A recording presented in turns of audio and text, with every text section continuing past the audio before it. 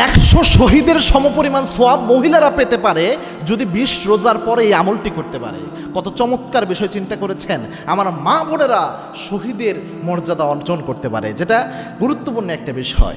আল্লাহর হাবিব সাল্লাল্লাহু আলাইহি ওয়াসাল্লাম জানিয়েছেন, আমি নবী যে চলে যাব, আমার পরে আমার অনেক সুন্নাত মৃত হয়ে যাবে।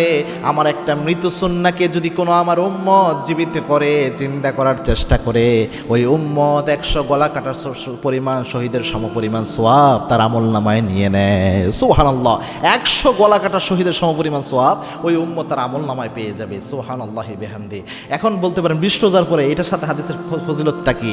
এখানে 20 রোজার পরে আমার মা বোনদের ইতিকাফ, এই যে আমার মা বোনরা ইতিকাফ করে, ইতিকাফের ফজিলত রয়েছে। এখন আপনি দেখেন আমাকে বাংলাদেশে কয়জন মহিলা মা বোন ইতিকাফ করে দেখেন, গোটা ওয়ার্ল্ড ওয়াইডই দেখাইতে পারবেন খুব কম, হয়তো হাতে গোনা পার্সেন্টেজ হিসেবে হিসাব করলে খুব কম পার্সেন্টের মহিলারা ইতিকাফের আমল করে।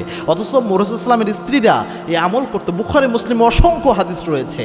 এবং মা আয়েশা সিদ্দিকা রাদিয়াল্লাহু তাআলা আনহা সহ রাসূলের যে স্ত্রীরা ছিলেন উম্মাহাতুল মুমিনিন যারা, তাদের ব্যাপারে বর্ণনা পাওয়া যায়, আমাদের মায়েরা রাসূলের স্ত্রীরা, আল্লাহর হাবিব সাল্লাল্লাহু আলাইহি ওয়াসাল্লামের যত স্ত্রী ছিলেন, আল্লাহর হাবিবের ইন্তেকালের পরেও তারা নিজের ঘরে ইতিকাফ করতেন। সুবহানাল্লাহ, মহিলারা নিজের ঘরে ইতিকাফ করতেন রাসূল ইসলামের জামানায়। এটা একটা মহিলাদের স্বাভাবিক সুন্নাহ ছিল।